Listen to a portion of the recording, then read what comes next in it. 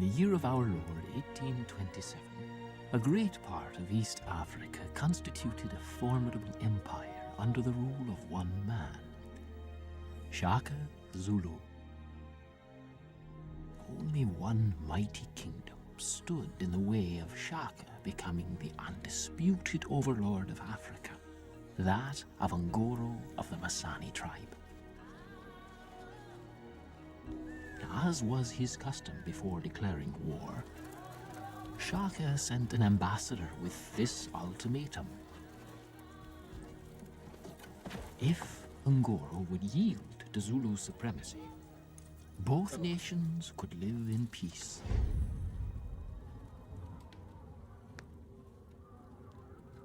Peace.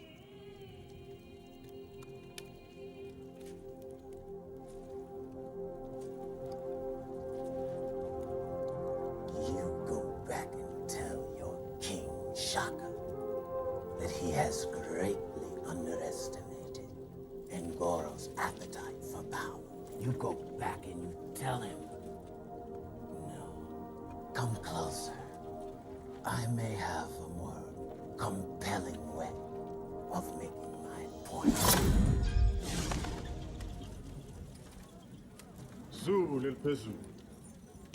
Oza ngoma. Ngilethe indaba ngongoma. Zithi.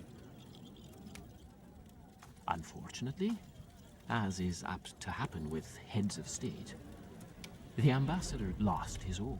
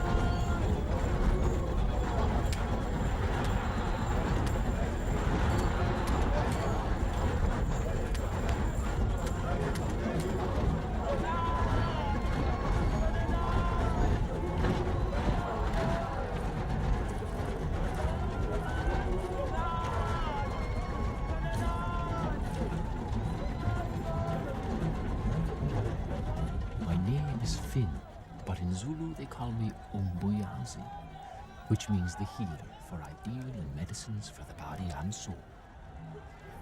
And it has been my task for these 2 long years to record the deeds of those who would forever transform the life of this continent.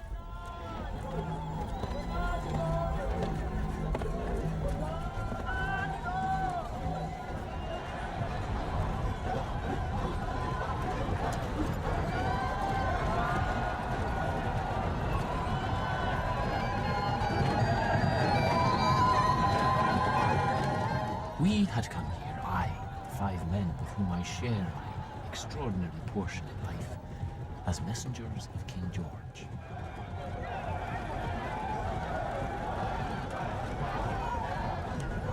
Fearful of Shaka's growing supremacy, our good king was anxious to strike a bargain with the noble savage in order to safeguard Britain's colony.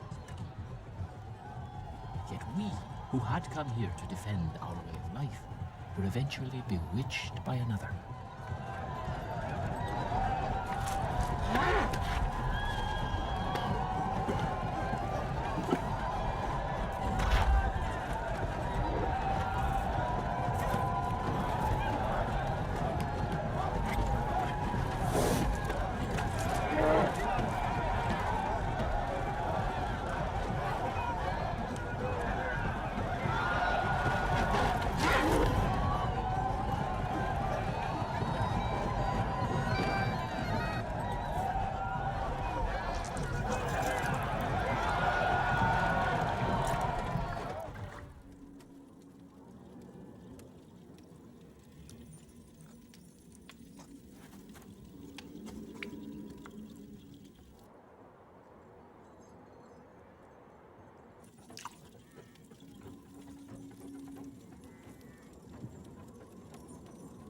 Konto wenkosi kuyisimakazi.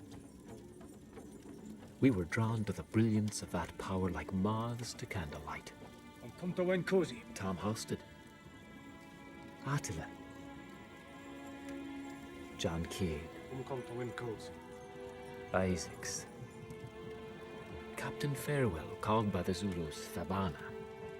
Inconto em cosi, visi magari.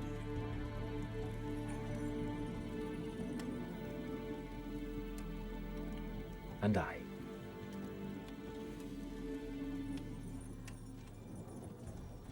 Drink, Finn. And thank the good Lord that blood is not our own.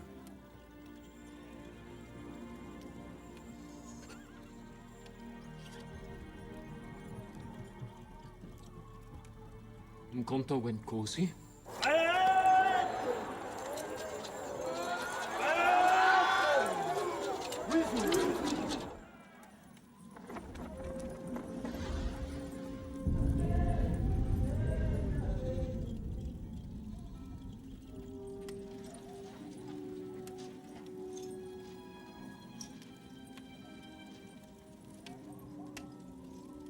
The time has come to clip the wings of Ngoro's arrogance. After this victory in battle, I alone will be Lord of Africa. All lands, from River Okambana to the Upopoza, will give pasture to my cattle. Then, Febana, we will fly on your bird with the white wings to meet your king. The man you say is my brother.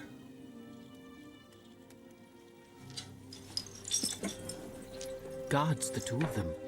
He and his queen in a land where the mind is freely given to the monstrous and the sublime.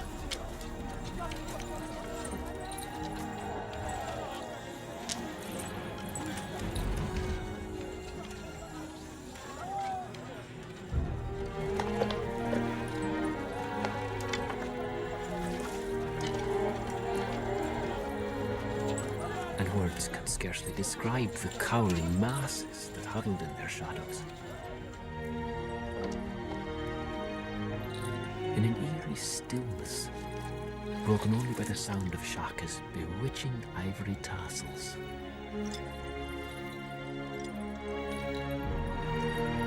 How foolish we were, ever to think we could match wits with Africa's King of Kings.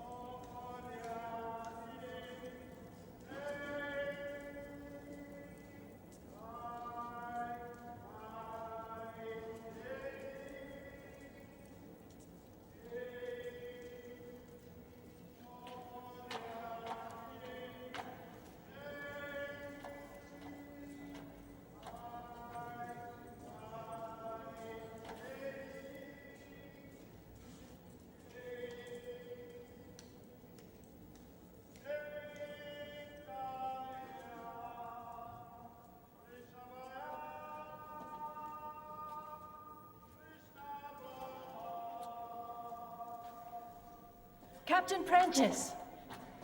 Wait! Captain Prentice, I sent word round to your lodgings this morning concerning my passage to the wild coast of East Africa. The name's Farewell. Catherine Farewell. Captain Prentice, please, I have gone to great lengths, crossed half the world to secure this interview with you. You could at least have the courtesy not to be so accursedly uncivil. My apologies, Miss Bell. I'll try then to be as civil at this point as I can. No. No. What do you mean, no? No what? Find yourself another ship. Captain, there is no other ship. Husky. Captain Prentice, now see here. If it's about the money, I want you to know that I'm a woman of means. Yes, I'm sure you must be. Tell me, Mrs. Farewell, What arcane purpose would a woman of means want to set foot on that godforsaken coast? Not a Bible hawker, are you? Miss. It's Miss Farewell. No, regrettably, my mission is not evangelical, though it is most assuredly a mission. It's about my father, Captain Francis Farewell. His Majesty's Royal Navy served with Admiral Host in Napoleonic Wars. Twice commended for gallantry. Was he? Well, I too was in the war. With Nelson at Trafalgar. One of the late, great Canadian loyalists I was, with aspirations of preserving His Majesty's empire. And I too was commended for my misguided zeal. It's a French bullet. Inch to the right, it would have pierced my heart. Your father, you were saying? He's gone missing. 2 years now. He was sent to the Wild Coast in 25. Sent? Well, he volunteered to go, actually, as an ambassador to the crown. The fool. Tenacious is the word I prefer. The quirk of his nature. Inheritable, no doubt. So someone had to do something. The local tribes were expanding beyond measure, leaving our colonies virtually unprotected. Britain needed a tenacious, courageous man to negotiate a sort of alliance with their king. What king might that be? His name is Shaka. Shaka Zulu. Shaka Zulu. You've heard of him? Genghis Khan of Africa. Lord of a kingdom twice the size of Europe. His is no tribe, Miss Farewell. It's a war machine, as ferocious as any this world has ever seen. Don't waste your time and money looking for your father. Stop missing him. He's dead. Long dead. And may God have mercy. Good day. To relate the events of that remarkable winter of 1827, I shall start at the outset of that most formidable military campaign, the last of the 6 we fought in Shaka's ranks. At stake was the pride of an empire as mighty as any the world has known. At stake was the honor of its king, his prodigious queen, and their Nubian daughter, Pampata.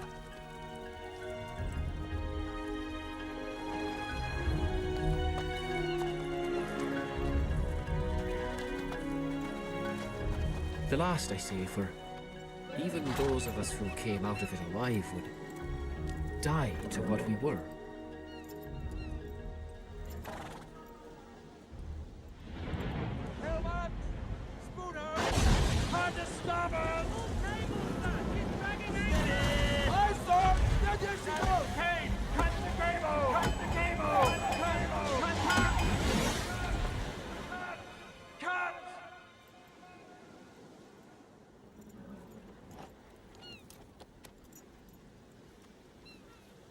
Our glorious bird with white wings.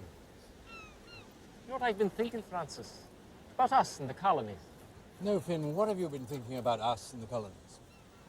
There's all a taradiddle, you know, in the final analysis. But even if you do extort from Shaka your singular alliance with the crown, you're as aware as I that the only piece King George wants is the biggest piece of the African pie. And Shaka's bound to see that, sooner or later. Why are you Irish so graphically despondent? You're here for your medical skills, Finn, not your political insight. Remember that.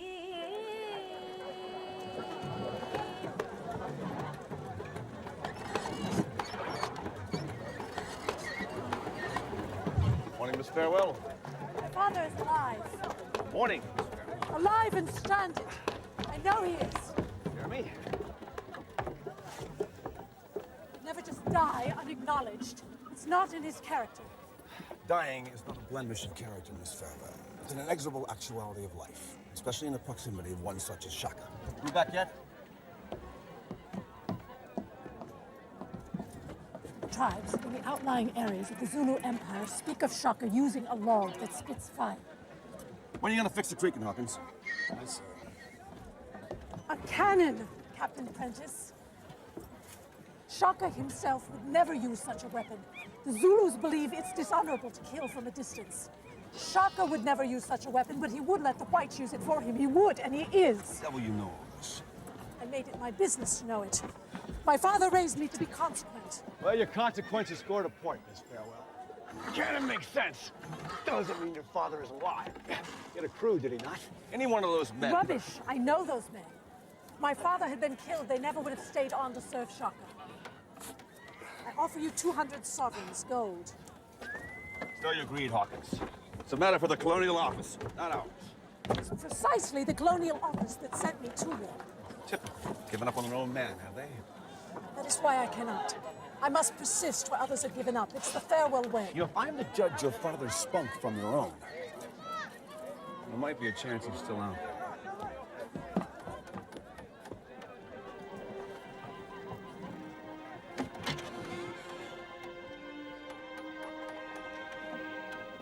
All right. I'll ship you as far as Zanzibar. There, you decide to stay on board. I'll take your money and land you on the wild coast with an escort. But if instead you choose to find yourself another ship, we'll consider your passage a reward of sorts for your tenacity. Find another ship. Why would I want to do that?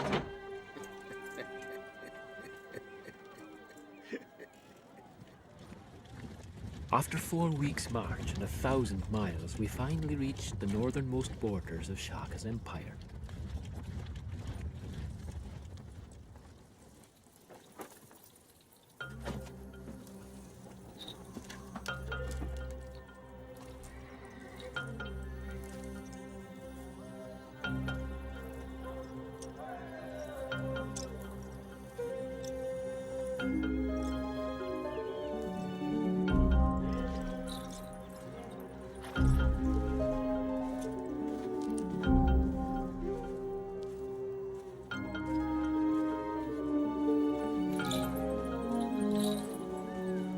Before us stood the fortress of King Ngoro, a cruel ruler of a Masani tribe that guarded the gateway to the Sahara.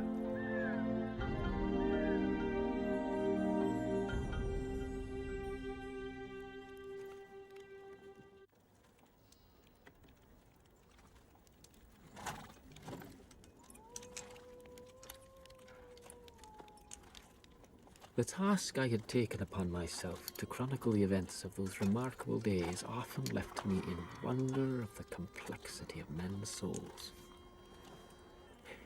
Especially of a visionary like Farewell, who more than any of us still clung to his belief in the value of our mission.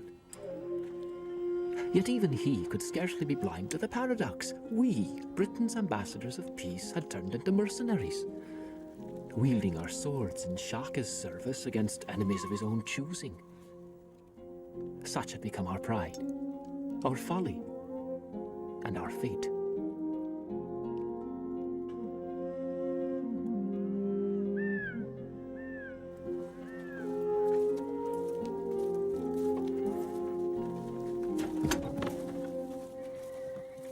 The crystal branch. Give it to me.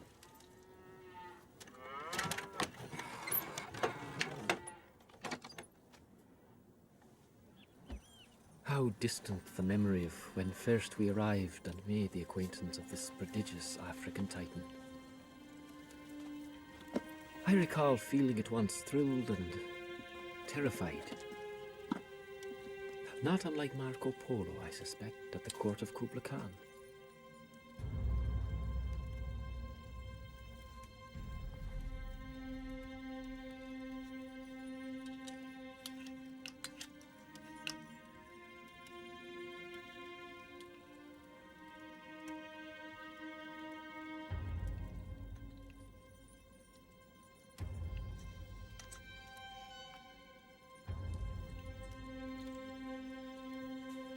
He must look through the small end, tell him.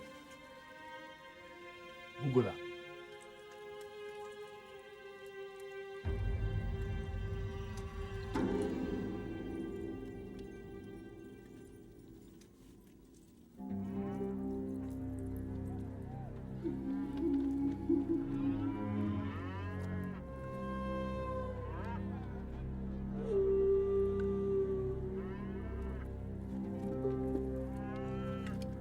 Your law, that spits fire.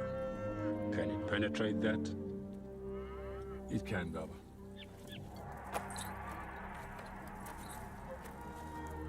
Go now.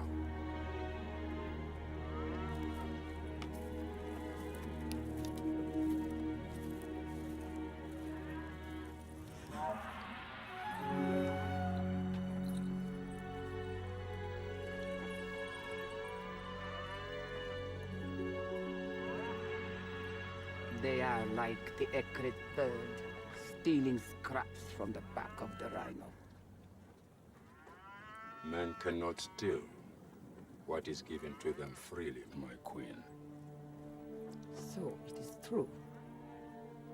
You intend to lock arms in friendship with their king? You believe this to be a mistake? My ears tell my heart that soon they will be like locusts, swarming, devouring everything in their path. Do you not see it? They even have your tongue dancing to their language. You are the master of Africa. But even your power may be helpless against such a plague. You must remember to hold that wheel. No need, said it, yeah, Shaka? This is our last battle. We'll all be in London before we know it. Perhaps it'd give us all a title, eh? Sir Nathan? Sir Nathan, sir? That's right. Sir Nathan of Bow. There you are. Does His Majesty give titles to Hungarians? Sir Attila. Doesn't exactly roll off the tongue, does it? Boosh.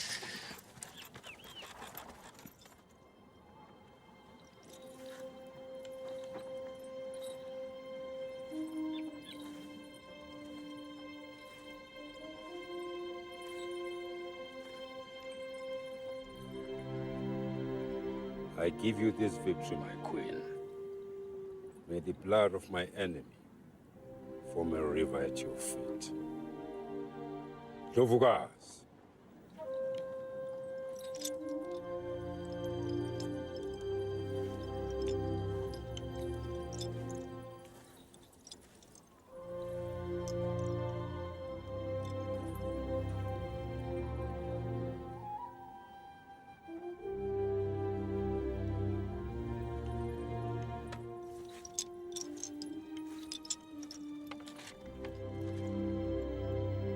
Iskabasokana!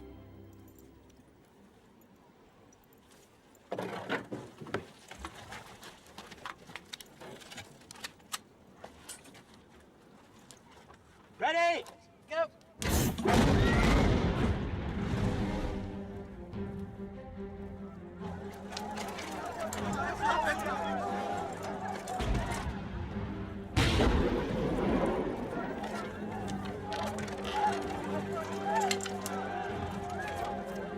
Ready?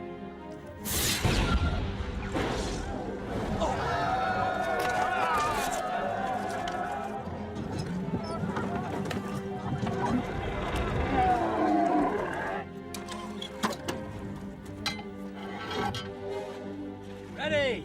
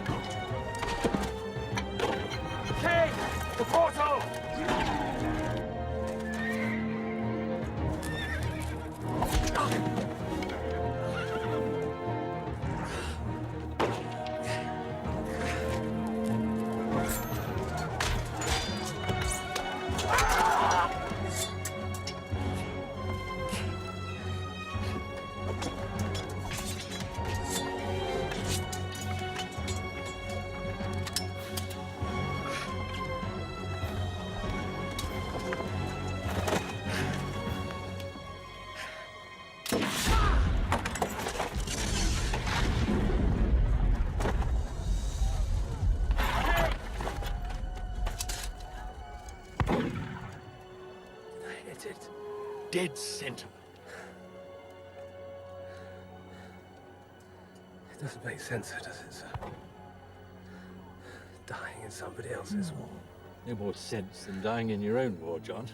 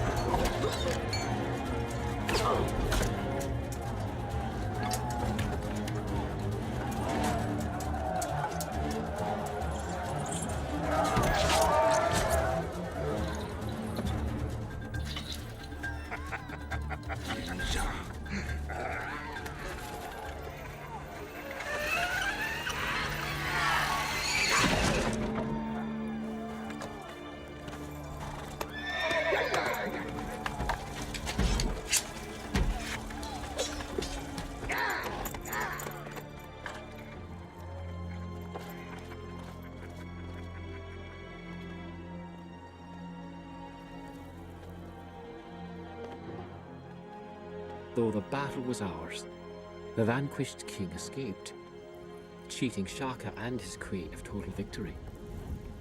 And if there is one thing no man can do, 'tis to deprive Shaka and his queen of total and unqualified victory. No man under heaven.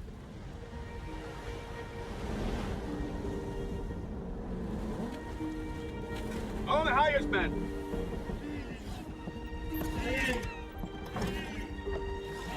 Make fast. Off clues and butts. All on those sheets! Tucker, 20 yards. Over there, men.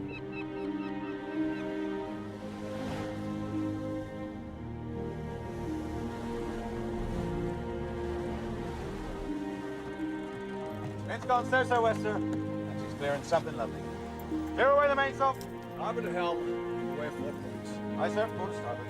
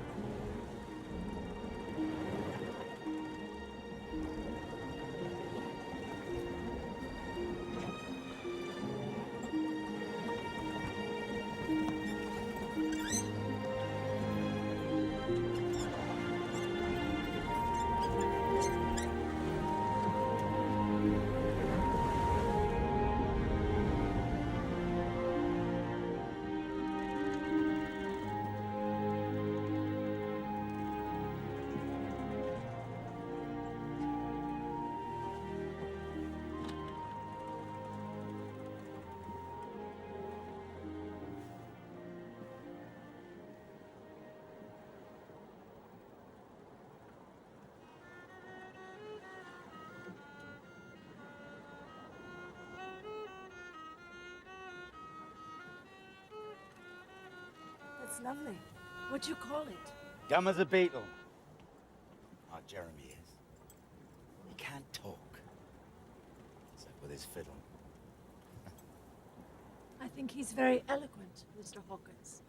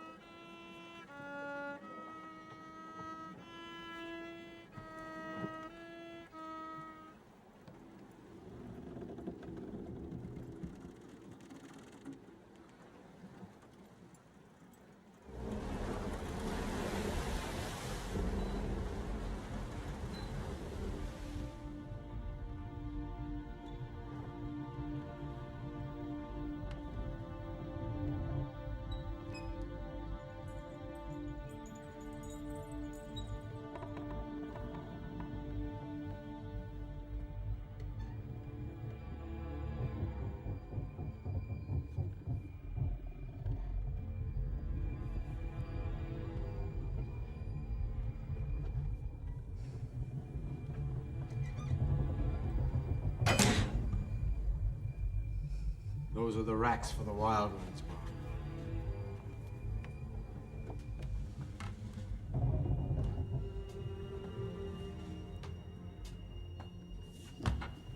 For them that can't, set their minds on the inevitable. We get 1 or 2 every passage.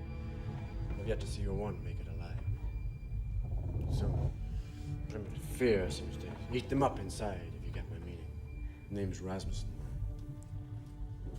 Just plain Rasmussen. We don't stand on ceremony here. No ceremony at all. Wild ones, you say? Wild what? Captain didn't tell you? No. Ain't that just like him? Damn unsociable. What kind of animals are you transporting? In a manner of speaking, yes, Mom. Them darkies are animals, all right. I'm afraid I don't follow your meaning, Mr. Rasmussen. Bantu. Negroes.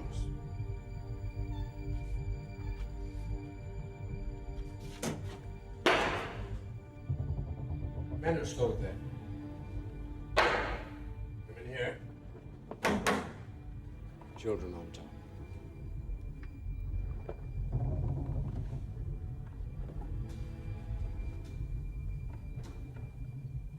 Merciful God.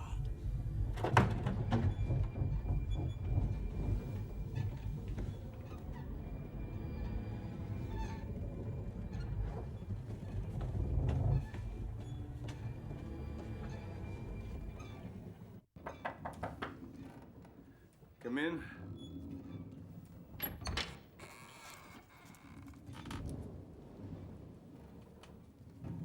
Why did you not tell me the purpose of this ship?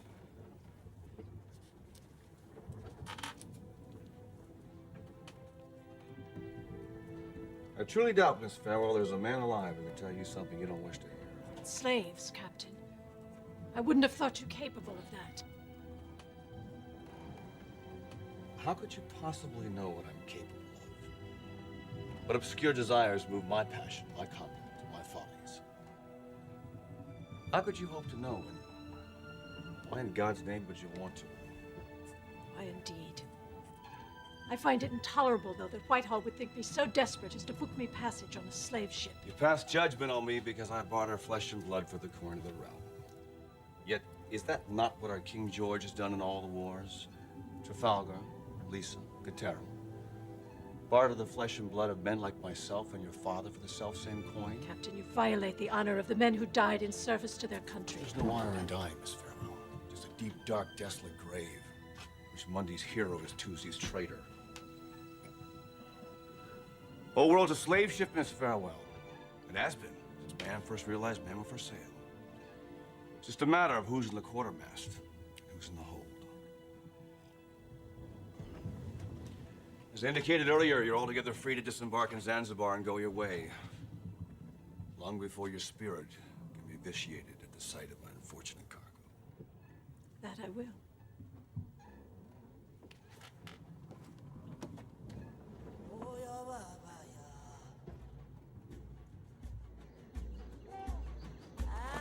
True to the persuasion, never leave an enemy behind, Shaka set out with a handful of his bravest warriors with the purpose of finding Ngoro, the runaway king of the Masani, and dispatching him to his ancestors.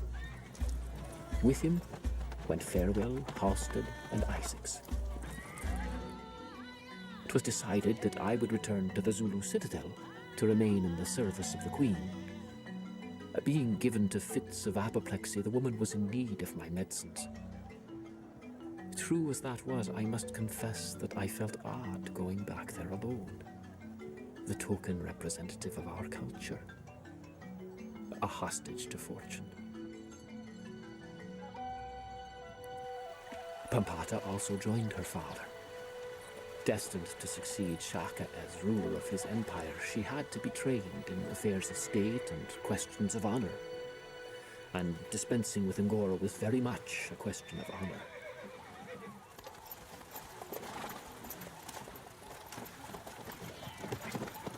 True to his own vile persuasion, King Ngoro spread his web of treachery.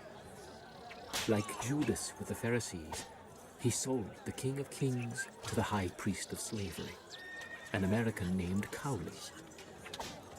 No one must know that the captured man is King Shaka. All who are with him must die. White Africans, all but Shaka. Why, for Christ's sake? Why kill good merchandise? Go on, ask your nigger. Shaka's power reaches throughout Africa. If word got out while he was still within reach, his people would come to free him, and they would kill everybody. Everybody. Isaiah Cowley, a loathsome maggot feeding on the garbage heaps of Africa from Quilomane to Zanzibar. Yet even Cowley would be an instrument of providence, as proof of God's hand in the affairs of both the world and the underworld. Ahead, sir! Zanzibar!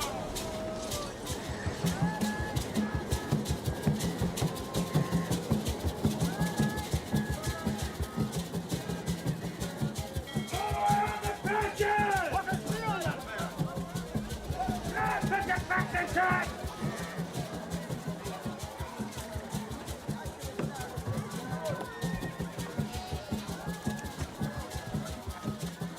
All the way on the captain!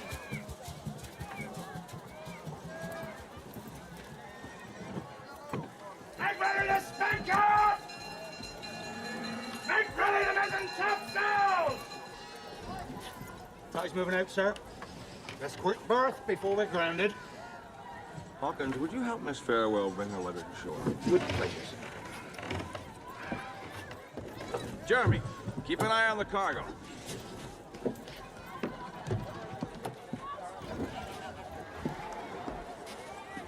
You are the most uncouth man I have ever met. You would let me go, wouldn't you? I was entirely under the impression that's exactly what you most wanted. To be abandoned in this mud hole? As if I were to blame for the life you have chosen for yourself. What you want me to do? Rove the docks, searching for passage like some stray mongrel scavenging for food. No idea what to expect from you, Miss Farewell. Spent the greater part of my life shirking the expectations of women. Successfully so, no doubt. If you think I am going to be daunted by the infamy of this brigantine, you're sadly mistaken, Captain. Mr. Hawkins, kindly restore my bags to my stateroom.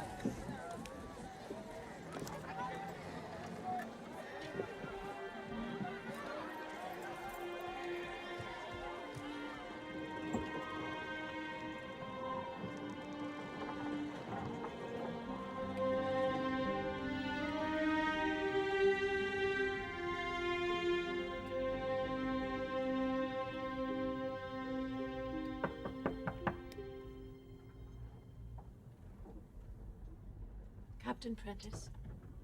Why have you stayed on this ship? What are you really looking for? I know your father, but there's more to it than that, isn't there? You've been drinking, Captain. I'll return when you're less ill-disposed towards me. Is there a streak of morbidity running through that fastidious heart of yours, Miss Farewell? You're bored with your world, aren't you? And you wonder what your father's found that's kept him away so long. So you do believe he's alive? What difference does it make? Even if he were alive, he'd be long dead to the world you once knew him as. The home he returns to. There is no home, Captain. My mother passed away when I was little more than an adolescent. We only have each other now, my father and I love him, you see, with all my fastidious heart. Now, if you will excuse me. You'll have crossed the line. Cannon, remember? You said it yourself, your father is fighting at Shaka's side, battle after battle. Now surely that's above and beyond the call of duty. Africa does that, Miss Farewell. Breaks down the walls between facts and fancy. Is that how you justify the loss of your own soul? To presume that what I do is wrong is to conceive there can be a society where the weakness of one is never an invitation to the strength of another. You can conceive of no such world. I could. Once. When? When I was a child. Those few short years I was allowed to be young. I too believed in the magic of people by which they would do the right thing. That's what sent me to the academy. Portsmouth. And the war overseas. I so earnestly clung to that belief. Fortunately, my ingenuousness was short-lived. By the age of 16, I'd killed so many men I'd lost count. One day, they gave me a medal for all the men that I murdered. And I felt a strange surge of relief, like a great weight had been lifted off my shoulders. And it made it all easier. Made what easier? Stop thinking. Stop feeling. Without the quickening of the soul, God and the devil are one.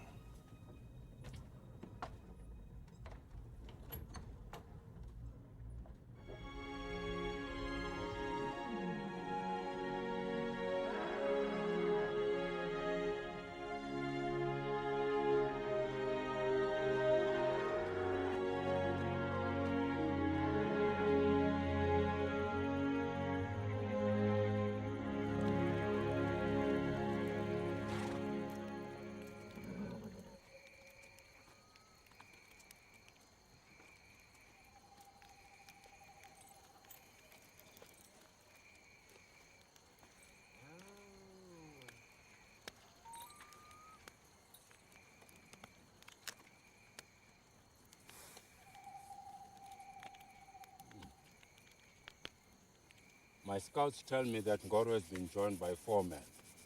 1 white, less than a day's march. Feban.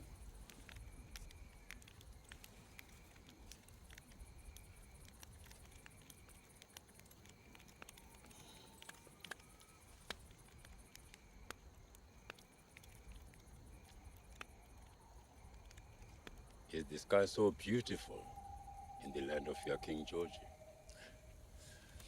Not exactly, Baba. You see stars that we do not see. And we see stars that you do not see. Amazing. Everywhere we look. Down, up. Our peoples are different. Yet you ask that we come together. Odd.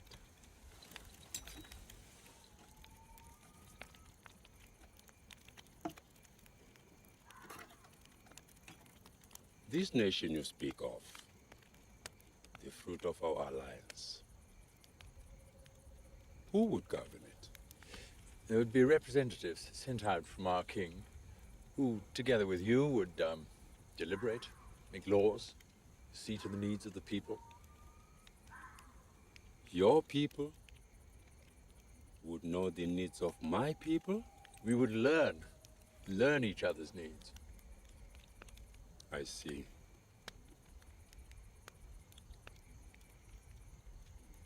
How would we live in this nation? As neighbors. Village near village. And how would these villages be placed? Zulu, English, Zulu, English, Zulu. The land is vast, Baba. There's plenty of room for all. Without crowding. Without crowding, Febana, you mean Zulu, English. Until our needs become clear.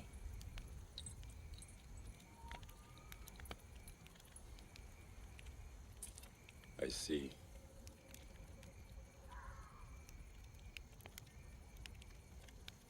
But what would happen, Febana, if after many generations, the children of your children were still unable to learn the needs of my people? If their stars remained different, would they then leave to go back to the lands where you came from? Or would they have learned to love this land so deeply that no other land could be home?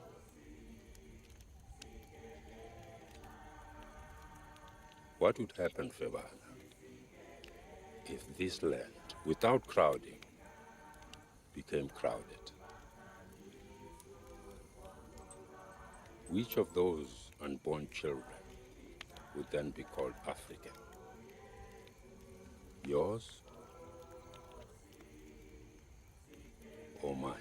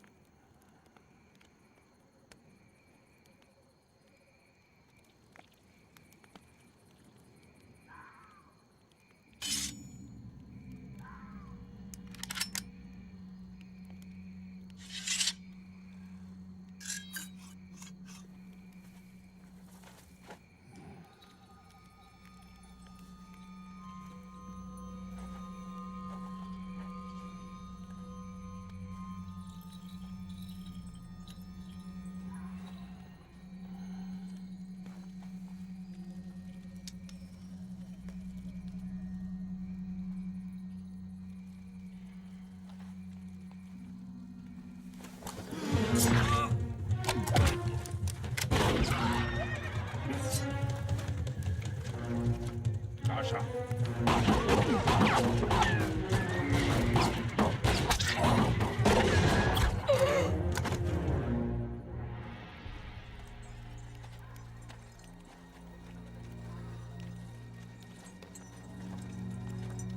Sweet, merciful Jesus. We bagged ourselves a god.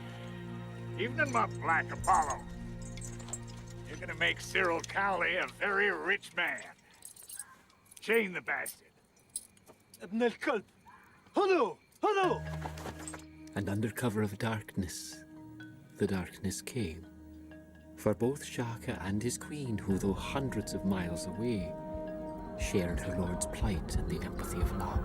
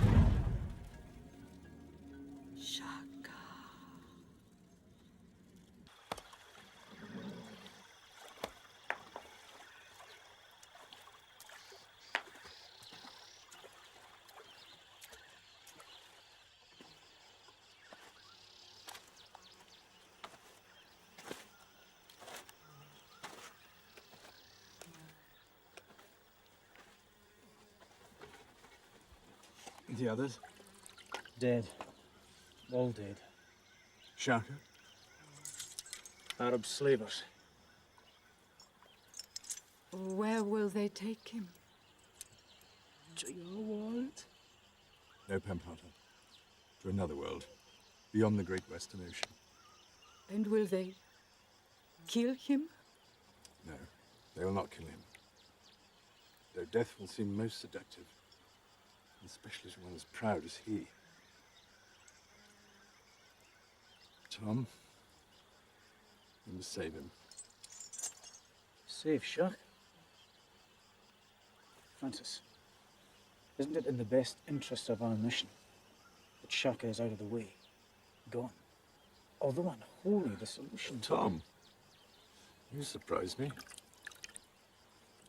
I'm beginning to surprise myself. I am the resurrection and the life, saith the Lord. He that believeth on me, though he were dead, yet shall he live. Amen. Amen. Come. We've a long ride ahead.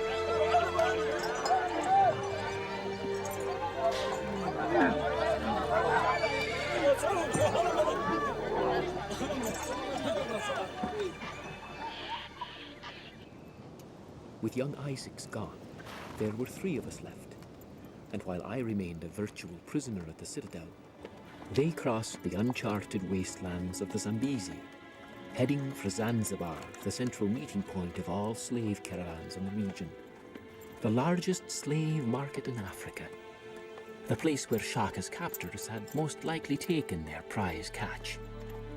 The captain only hoped to intercept the Zulu king before it was too late. Before, that is, he was loaded as cargo on a Portuguese ship bound for the Americas.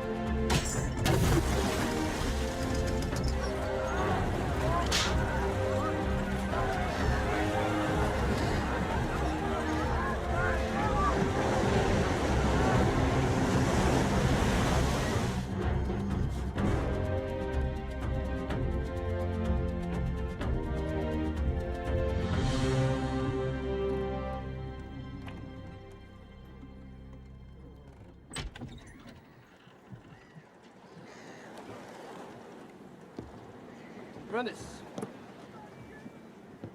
Long time? Faring well? Now, why would a cesspool like you be interested in my well-being? Your well-being? Well-being? I see you being well.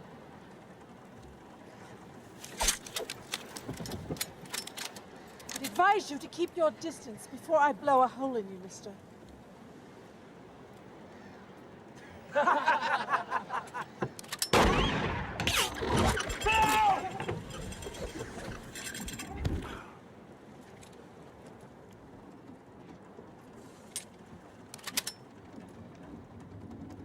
Now that we got that settled, what do you got for me? Prime nigger. First class. No pucks, no flux.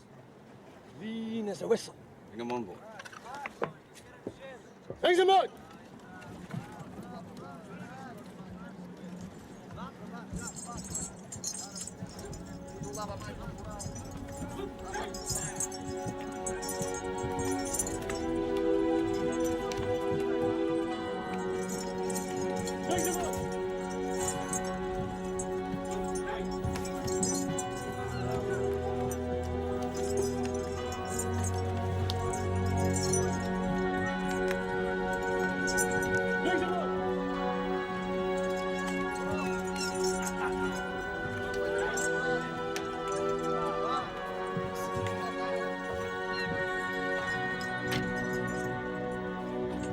Welcome to hell, Miss Farewell.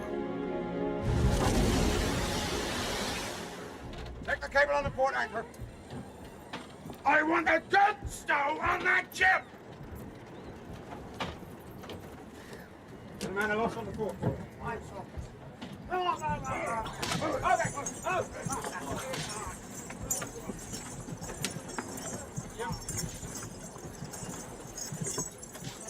Okay. Come on! Go! 20 women. 3 children. 5. Okay! I'll give you 50. Yep. 80. Put them all back on the boat. Zero half one. 60. In the bar. Up this one. You're up. Look at that. Scarred. 40. 50. 60. 50. In the bar. Okay. Half the bar. All right. Yep. Half the bar.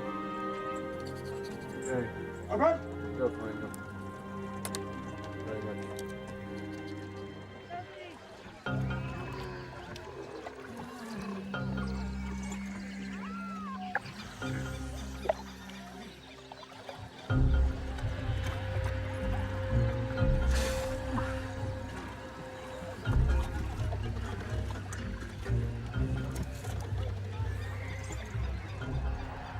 that lives, Shaka, is either a master of destiny or its victim. We learn either how to die or how to kill. There is no middle way. And what am I, Mother? A master, my son, by birth.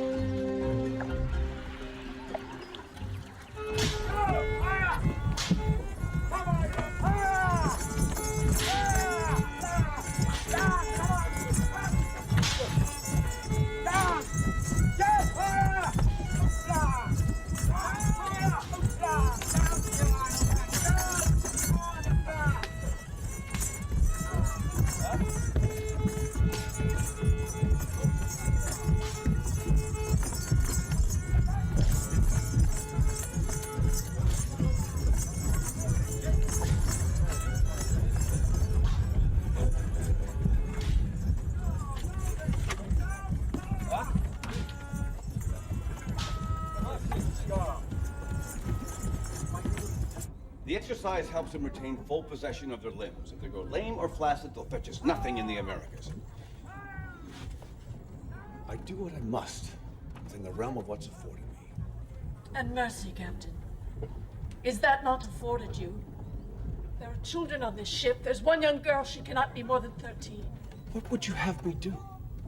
Could make their bondage more bearable.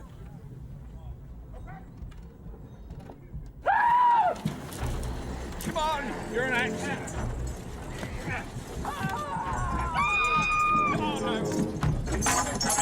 That's it. Done. Now the next one, get him down.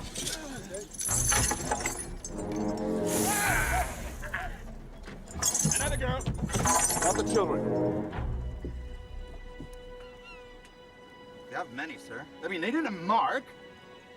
How many children of your own do you have? Me, sir? Nigh on 5. I counted 4. How do you tell them apart? With a brand. No, sir. They have names, but they are not cargo. Rasmussen, ask the girl her name. No to do. No to do. Marie-Louise, sir. Note in the ledger the girl who answers to the name Marie-Louise is property of the Defiance, and do the same with all the children on board. Gentlemen, at this age, they'll fetch far more on Scott. Aye then, aye. Aye, aye, sir.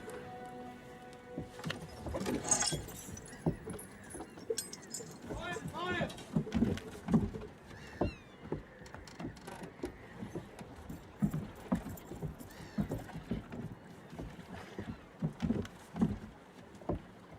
Afternoon, Cap. You in the mood for some real buying? Get to that ship, Crowley. This one's fully slaved. Are you now? And I don't suppose you have room to spare. Not even for him.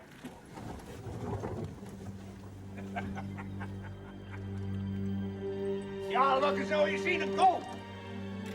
Real enough, all right. Don't worry about that. Don't let me twist your arm. The river's big. Plenty of ships. Like you say, I'll get you next time.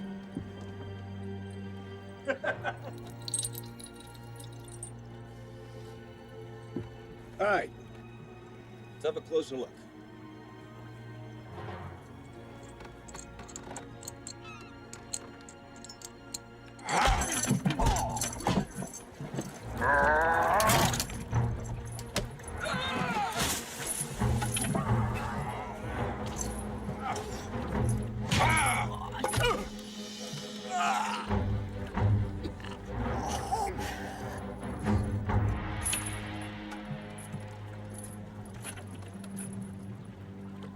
Hawkins, haul him out of there.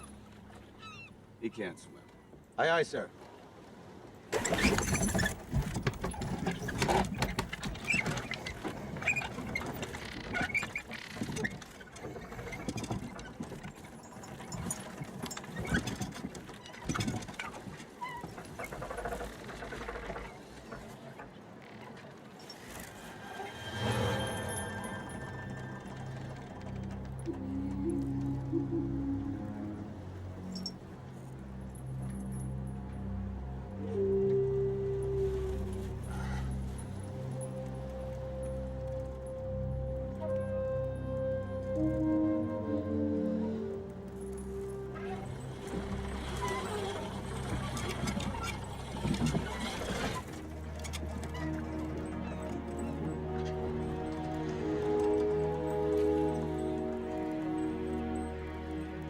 Apparently, you're the first white woman he's ever seen. I should think all others will be a disappointment.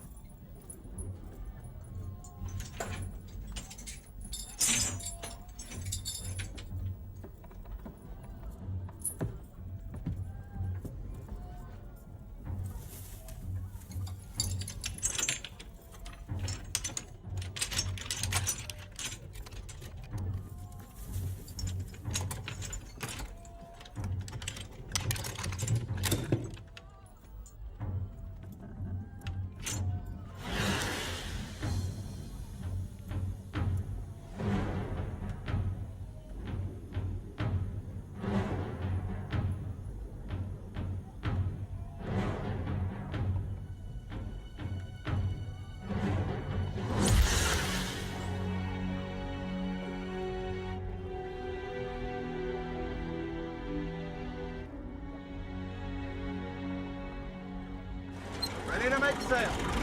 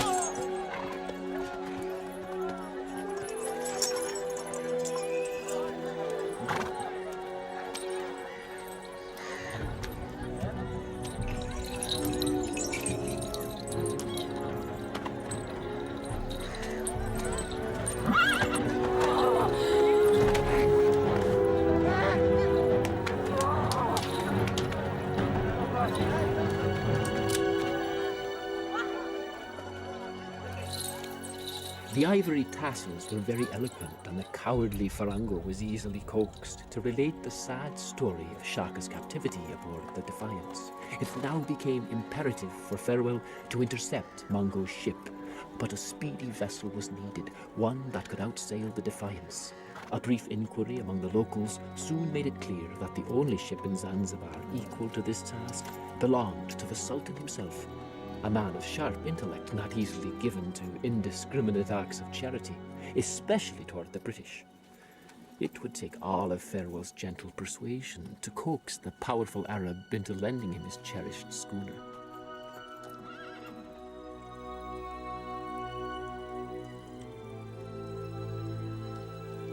Yet Francis set about the task with his usual unflappable confidence.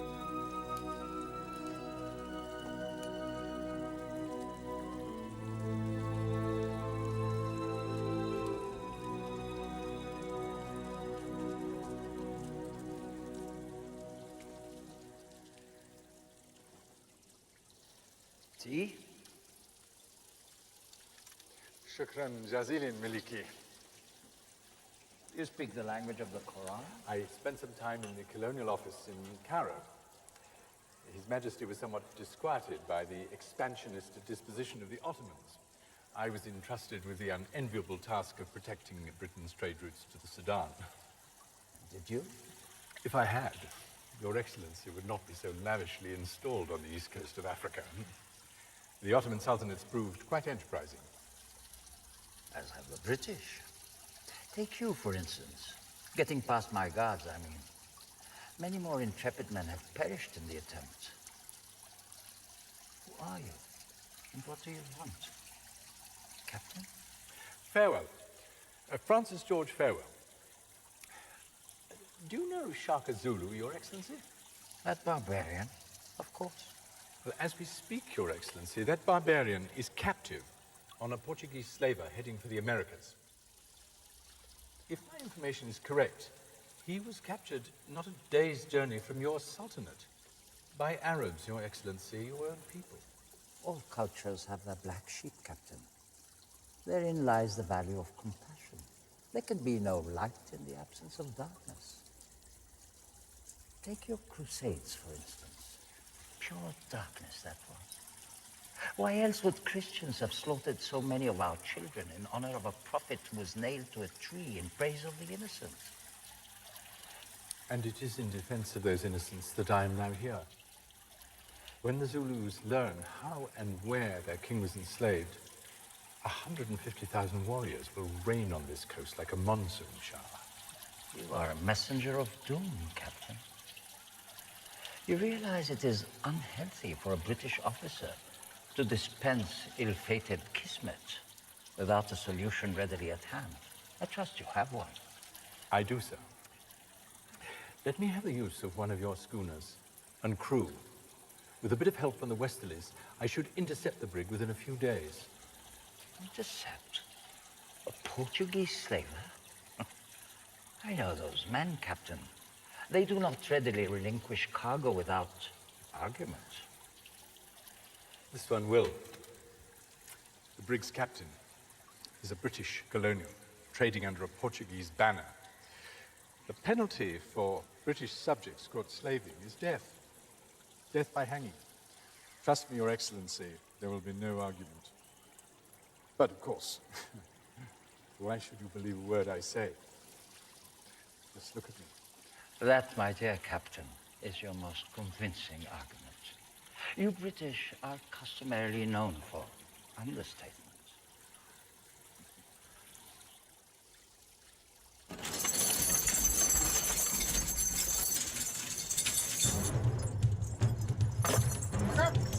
You're into the mast.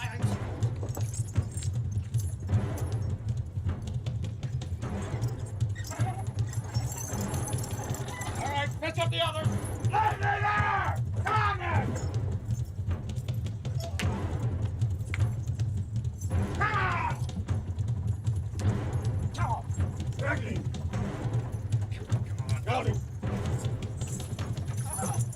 Get out!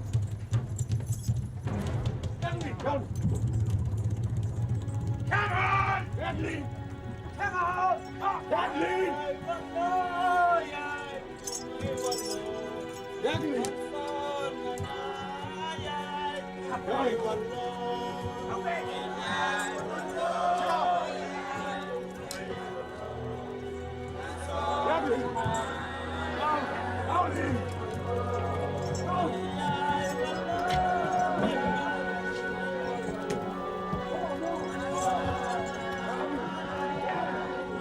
What are they saying? They're asking him to free himself. See him as some sort of redeemer.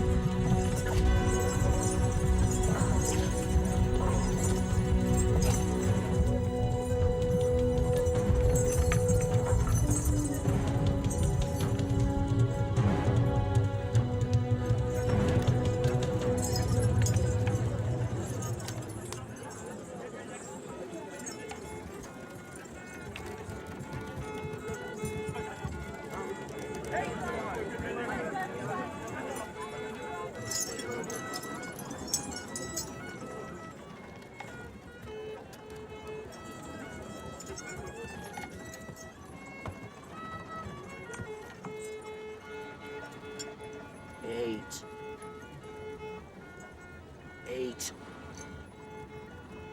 For we funnel it down your gullet. See? They all do as they're told. Just need to be forceful. Ah! Forcefully, Tucker! You scurvy! No need for that. Let me feed him. Be my guest, Miss Farewell, Miss Farewell, Miss Farewell, Miss Farewell.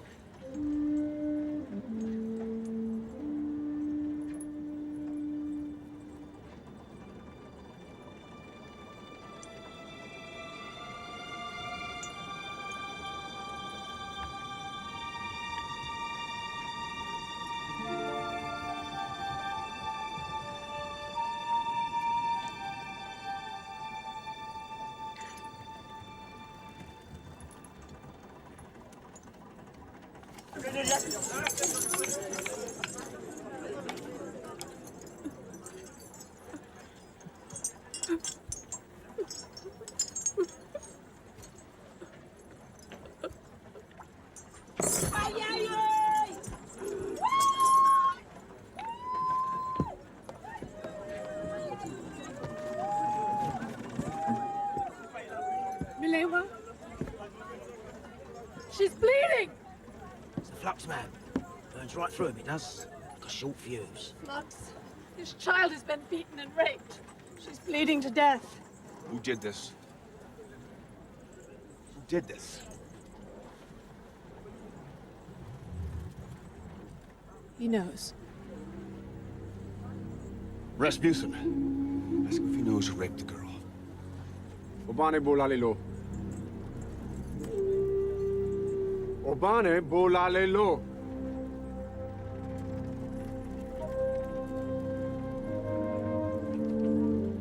Hawkins. Rig the grating. Have Mr. Tucker seized. Twa'n't me, sir. Twa'n't no blame fool on me. He didn't say bleeding nothing. No, but your expression spoke volumes. Mr. Hawkins, 30 lashes for Mr. Tucker. And next time, kill him. She's dead.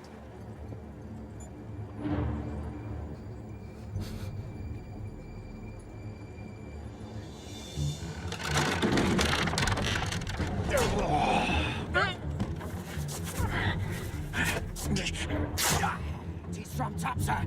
I won't take a sounding alone. I'll get your brother. Ah! Ah! Ah!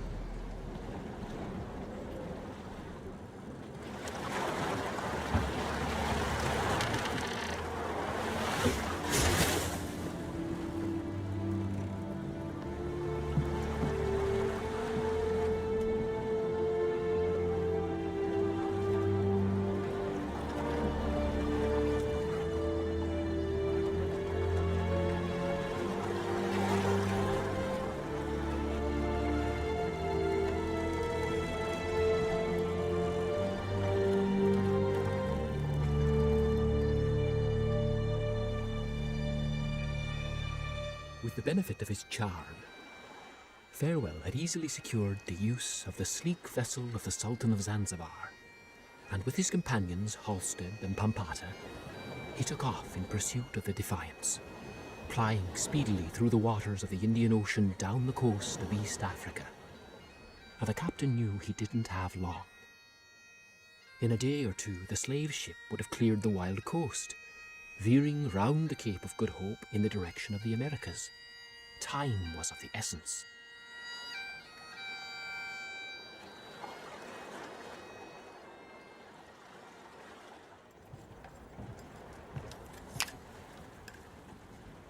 Three masts.